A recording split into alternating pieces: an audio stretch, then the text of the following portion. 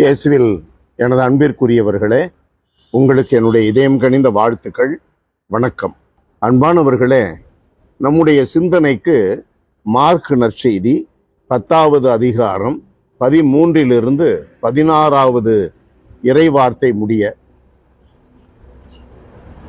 சிறு பிள்ளைகளை இயேசு தொட வேண்டும் என்று அவர்களை சிலர் அவரிடம் கொண்டு வந்தனர்.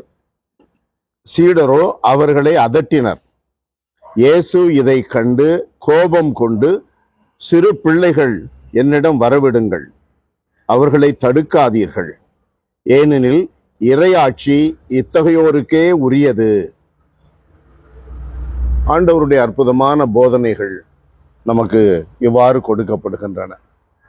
அன்பிற்குரியவர்களே, முதலாவது சீடர்கள், கிறிஸ்தவர்கள், குருக்கள், கன்னியர், இயேசுவில் நம்பிக்கை உடையவர்கள் எப்படிப்பட்ட வாழ்வை, எப்படிப்பட்ட குணத்தை உடையவர்களாக இருக்க வேண்டும்? மற்றவர்களை அதட்டக்கூடாது, மிரட்டக்கூடாது, விரட்டக்கூடாது, அடிமை மாதிரி நடத்தக்கூடாது, நான் தான் என்னமோ எல்லாம் தெரிஞ்சவன் மாதிரி எல்லாம் காஞ்சிக்க கூடாது. எல்லாரோடும் அன்பாக இருக்க வேண்டும். சிறு பிள்ளைகளை தடுக்காதீர்கள். மற்றவர்கள் கடவுளை வந்து அடைவதற்கு தடையாக இருப்பது என்ன?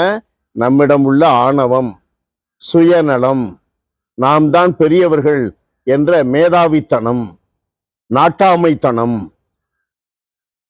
இந்த போன்ற பண்புகள் கொண்டவர்கள், தவறான பண்புகளை உடையவர்கள் மற்றவர்களை இயேசுவிடம் வரவிட மாட்டார்கள். பங்குகளிலே பார்க்கலாம், சிலர் குருக்கரிடம் அண்டி செல்லவே முடியாது, அவர்களோடையே நிறுத்தி விடுவார்கள். பங்கிலே சில நன்மைகள் செய்ய முற்படுவார் பங்கு தந்தை. சிலர் என்ன செய்வார்கள்? தங்களுக்கு உரியவர்களுக்கே அது கிடைக்கும்படி செய்வார்கள். விடப்பட்டவர்கள் ஏழைகளாக இருக்கலாம், தேவைப்படுபவர்களாக இருக்கலாம், அவர்கள் எல்லாம் சிறியவர்கள் தான், இயேசுவிடம் வரவேண்டியவர்கள். இயேசு தொட்டு அவர்களை ஆசீர்வதிக்க வேண்டிய தேவை உண்டு. அன்பானவர்களே, அப்போ நம்ம வாழ்க்கையில என்ன செய்யக்கூடாது? இயேசுவிடம் இயேசுவினுடைய அன்பை சுவைக்க, இரக்கத்தை சுவைக்க, பாதுகாப்பை பெற்றுக்கொள்ள மற்றவர்கள் வருவதை தடை செய்யக்கூடாது. அது பொறாமையினாலோ, புறணியினாலோ, போட்டு கொடுப்பதனாலோ, ஆணவத்தினாலோ எதுவாக இருக்கலாம்.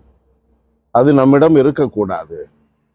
ஆண்டவர் இயேசு இன்றைய போதனையிலேயே கொடுக்கிறார். அடுத்த வசனம் சொல்லுகிறது, 16வது வசனம் சொல்லுகிறது, நீங்களும் சிறு பிள்ளைகளை போல இல்லாவிட்டால் நீங்கள் விண்ணரசில் நுழைய முடியாது.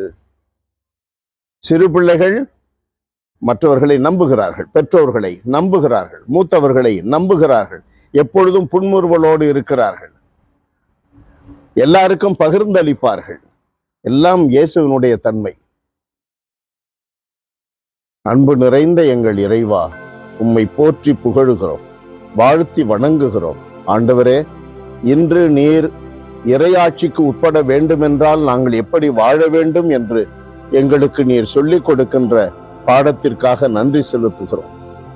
பேரிரக்கம் மிகுந்த எங்கள் கடவுளே, மற்றவர்களை எந்த விதத்திலும் நேரிடையாகவோ மறைமுகமாகவோ உம்மிடம் வருவதற்கு எங்களுடைய வார்த்தைகளோ எங்களுடைய செயல்பாடுகளோ தடையாக இல்லாதபடி, இதன் வழியாக நாங்களும் இறையாட்சிக்கு உட்பட தகுதி உள்ளவர்களாகும்படி எங்களை ஆசீர்வதி.